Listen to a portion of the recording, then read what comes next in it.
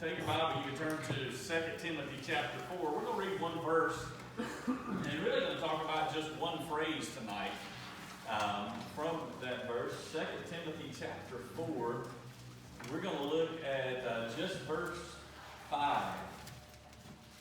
If you want a title to what my little talk tonight, if you like a title, here's the title: A Heart for Lost People. A Heart for Lost People.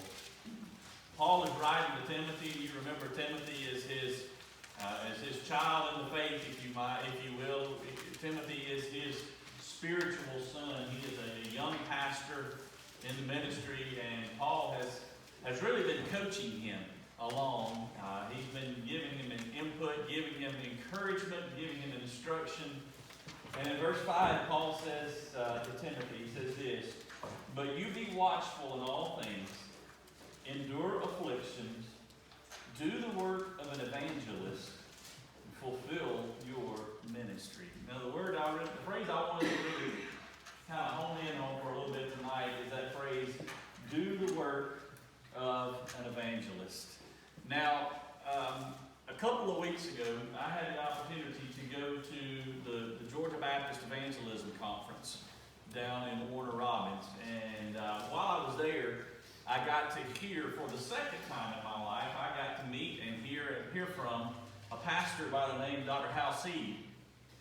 Hal is, he was a church planter, but now he's a pastor. He planted a church in Oceanside, California, some 24, 25 years ago, that God has used that church and used Hal to reach thousands of people for Christ over the last 25 years.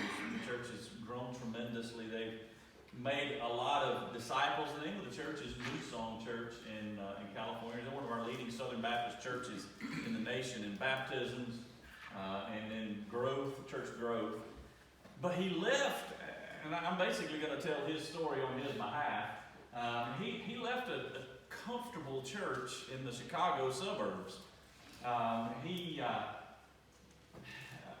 Not Chicago, in Colorado. He left a comfortable church there where he was serving as a minister of education. He was an associate pastor, very comfortable, no problems in the church. Just one of those situations, just a good situation for a minister to be in. And he left that church to go plant this church called New Song. But his story is that he began to hear the statistics from the Billy Graham Association, from Billy Graham himself. And the statistics read like this: that the majority of the people that come to know Christ do so before the age of 18.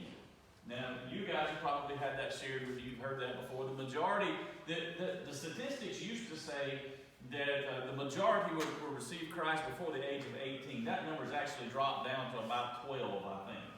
So what does that tell you about the importance of reaching out to children and to students? Well, he got looking at that and he said, well, good deal. That's the student pastor's job to win them to Christ. That's the children's minister's job to win them to Christ. That's just really wasn't his concern. He said, my concern was, once we get them here, how are we going to teach them, how we're going to grow them, how we're going to help them become disciples? Well, he said that just wasn't on his radar. But then he began to go to some conferences where he would sit down and learn from some really important people in the faith. And one of them became a mentor of his. And this mentor began to challenge him in his outreach and challenge him in his personal evangelism. And so he challenged him to do this, to pray a very simple prayer. He said, Hal, I want you to pray this prayer for the next 90 days.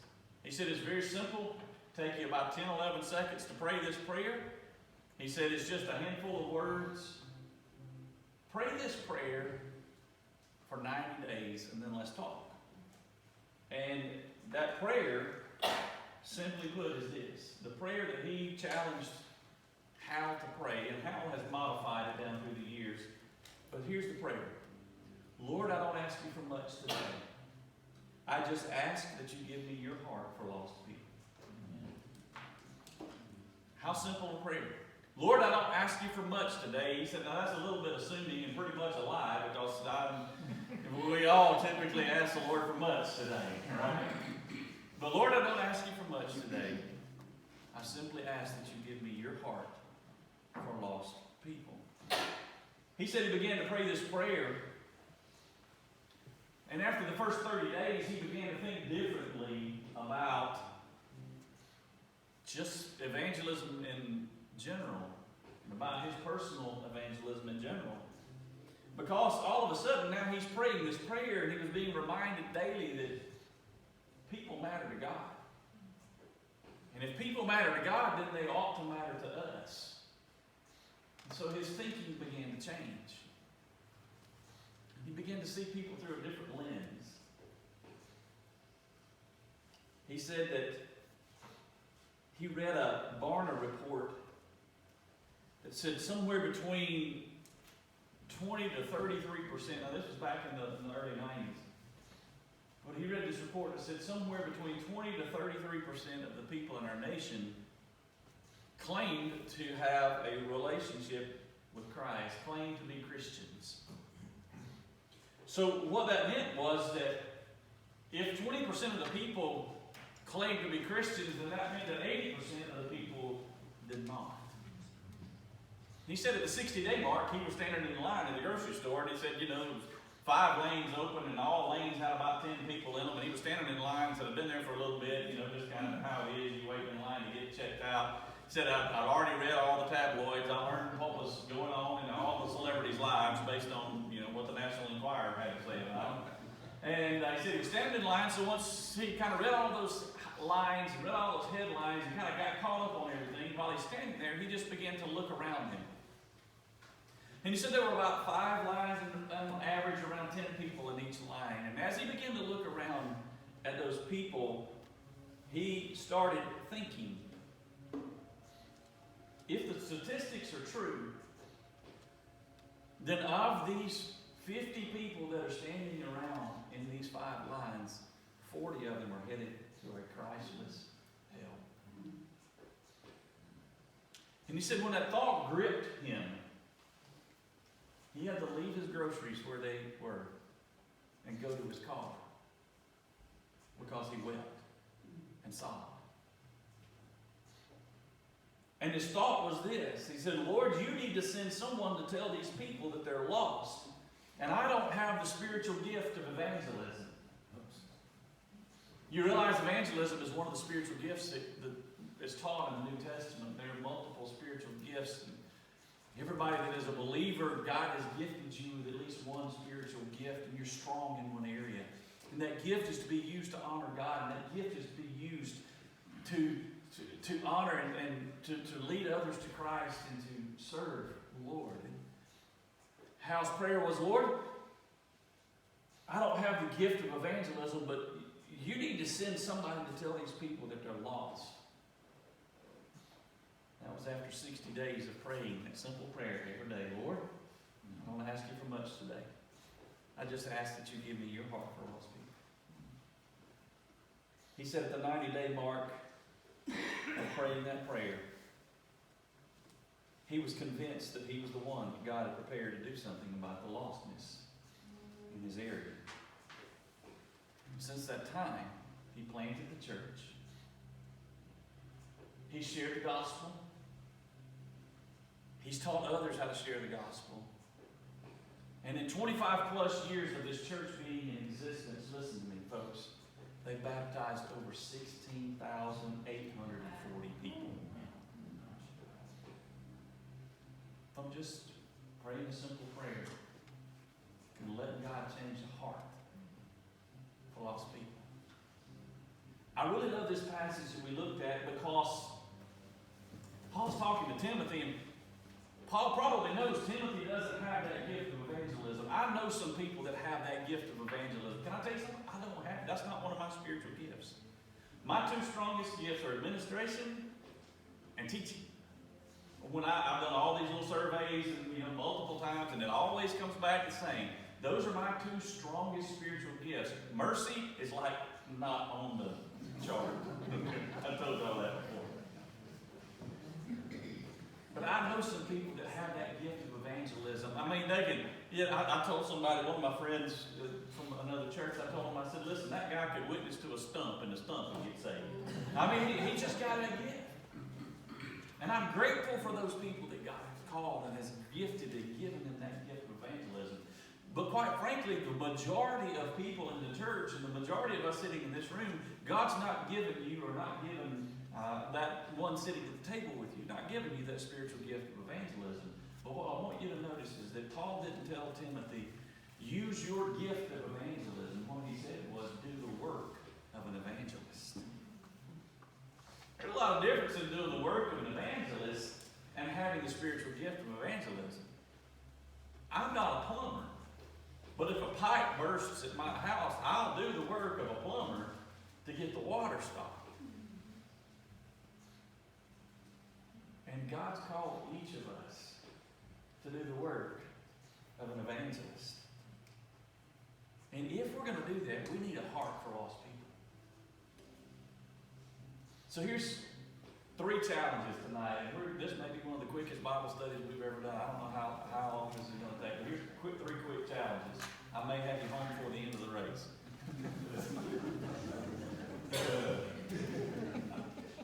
Number 1, this. Ask God to give you a heart for lost people.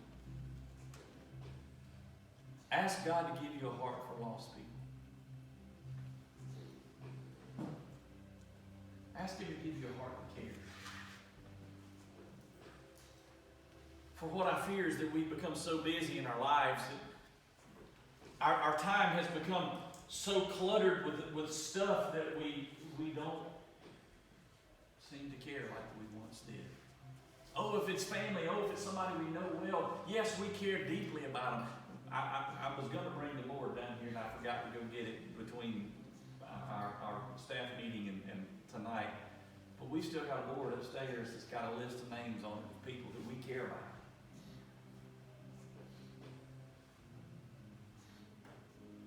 But ask God to give you a heart that cares for lost people. Ask God to give our church a heart for lost people. Second challenge to you is this. Before you talk to people about God, talk to God about people. Listen to that again. Before you talk to people about God, talk to God about those people. What do I mean by that? Call them out by name. Pray for them by name. Be intentional. How many of you, y'all remember doing the No Sweat discipleship we did on Wednesday night? Y'all remember doing that back, been close to a year ago now, I guess, that we did it on Wednesday night, showed the videos. One of the things that Levi gave us in that tool was part of that No Sweat evangelism was reach.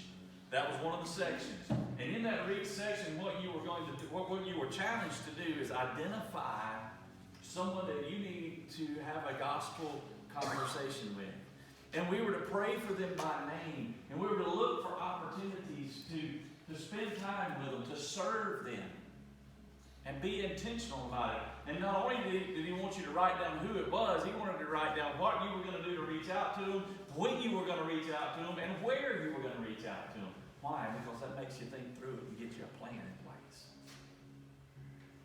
So before you go to talk to somebody about Jesus, talk to Jesus about that person in prayer. Pray earnestly for them. Listen, beg, plead with God to work in their life. You know why I say that? Because the Bible tells us that no man comes to the Father unless the Spirit draws him. And we need to talk to God about people and ask the Holy Spirit to begin that work of drawing them to Himself. Because I can't go convince somebody to be saved.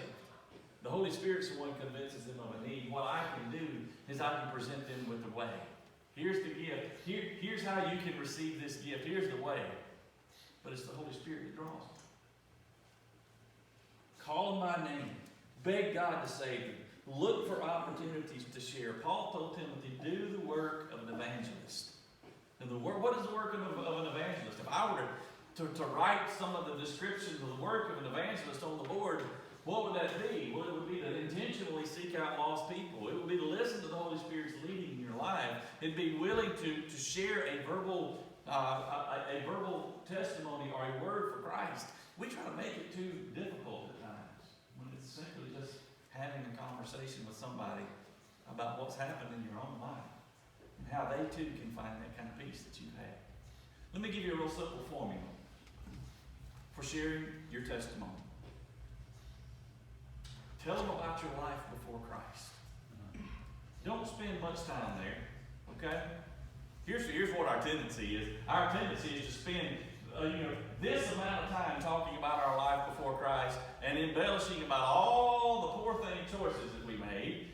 And we tell them about all these bad things that we've done as if we've got them on a bragging board. Don't do that. Tell them about your life before Christ. And before Christ, my life was miserable. I was scared to die. I didn't have any peace. I had the struggle of not knowing where I was going to spend eternity. There was this unsettling presence within me because there was something missing. Secondly, say, here's your word for your conversion. I had a life-changing experience. Isn't that what you did? I mean, I can describe everybody's salvation experience with that one statement. I had a life-changing experience. Because if it wasn't a life-changing experience, it probably wasn't an experience with Christ. Hello? Tell them about your life before Christ. Say, I had a life-changing experience. And then number 3, guess what that part is? Tell them what your life has been like since you've come to know Christ. How simple is that? That is a simple way to share a testimony about what Christ has done for you. Do the work of an evangelist. Ask God to open their ears to the message of salvation. Well, how do I share with them how to be saved? I hope I've modeled that for you for the last year. ABCs is one of the simplest things that you can use because it's just so simple. A, admit, B, believe, C, convince. It's that simple. There are other ways. Faith Outline is a great way to do it. Faith Evangelism. We've got 3 learners that are going through faith this semester, and I'm grateful for them. Last week got rained out, so we're going to start week 2 tomorrow. So, Faith Evangelism is a great way to do it. Some of you went through EE, Evangelism Explosion, years ago. Some of you did CWT. Some of you have done various other things, the Romans Road. Golly, there's so many different ways we can share our faith. There's even a new thing out now called the 3 Circles, and you can download an app on your telephone to help you walk you through it. Now, that comes from the North American Mission Board. There are all kind of tools available. So ask God to give you a heart for lost people. Before you talk to God about, talk to people about God, talk to God about people, and ask Him to give you the skills that you need. And then number 3, here's my 3rd challenge to you. Ask God to give you the fruit of evangelism. Ask God to give you the fruit of evangelism. What does that mean? What is the fruit of evangelism? Do you remember the parable of the sower in Matthew chapter 13? The parable of the sower Jesus tells goes like this. It says, this farmer went out to sow some seeds, and some of it fell by the wayside, and the birds ate it. And some of the seed fell on the stony places and had no root. When the sun came up and the wind blew, it was scorched. The 3rd place that the seed fell was among the thorns. And the thorns came up at the same time as the crop, and the thorns choked it out. And then there was the 4th soil. But some of it fell on good ground. And that fell on good soil produced fruit. And that's the fruit of evangelism. There's a lot of seed that gets spread. There's a lot of that gets shared. And some of it's going to land on hardened hearts like that fell on the wayside and the birds ate. Some other people, you're just going to tell people the gospel and it's just going to bounce right off of them because their heart's hardened and they're not ready to hear it. And that's fine. You know why? Because they're not rejecting you, they're rejecting Christ. Some of it is going to fall in stony places, and some of it's going to fall in among the thorns. And in reality, those are people that hear, and maybe they want to believe, but they just really don't place their faith and trust in Jesus. They don't have a deep root. It's not in good soil. It's soil maybe that wasn't prepared, but the seed has been spread. But there's going to be some that's going to fall on good ground. And that falls on good ground, it's going to take root. And it's going to produce fruit. And the fruit of evangelism is when we see souls saved. That's what he's talking about. So here's a challenge for you for this evening. I've got something for you tonight. Guys, can y'all come up here just a second? A couple of you boys.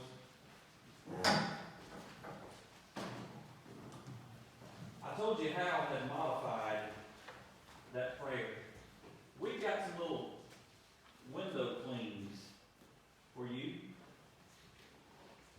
We'll just pass these around.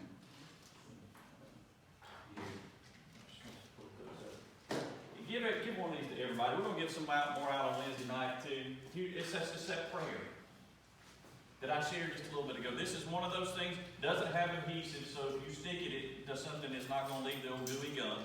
Hey, stick it on the windshield of your car, not in your line of sight, off to the side. Put it on a mirror in the house, but listen to what it says. Here's the modified prayer. It says, Lord, I don't ask you for much today. I just ask that you give me and my church your heart for lost people and the fruit of evangelism. Here's what I'm going to ask you to do. Put this somewhere that you can see it every day. Every day. And then would you do something? Could we as a group tonight collectively commit that for 90 days we're going to pray this prayer together every day? Y'all remember what happened when we got unified about praying for baptism, don't you? I will offer a warning. You start praying this prayer, God may change your heart. We start praying this prayer,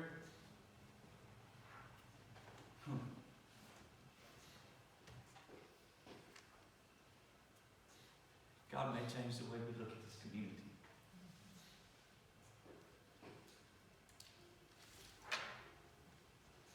We start praying this prayer, this community might change. There's nothing magical about this prayer. It's not magic words. But it's just an honest request. God, give me your heart. Give me your heart for lost people. Give me and my church your heart for lost people. Pray this prayer for 90 days. While you're praying, do this. Look for the God interruptions. Those divine interruptions in your day.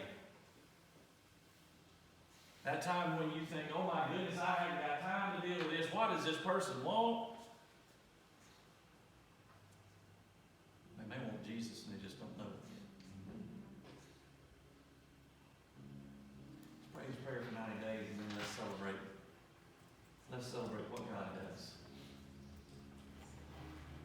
And let's ask God to give us the fruit of evangelism. So here's how I want us to close out tonight. This is different than what we've normally done. So here's how I want us to close out. Normally I pray or somebody prays and we're dismissed. Here's what I'd like for you to do. Would you just, around your table tonight, would y'all just pray together for a few minutes? Pray this prayer. Ask God to give us this heart for lost people. When your table's done, when you've prayed together,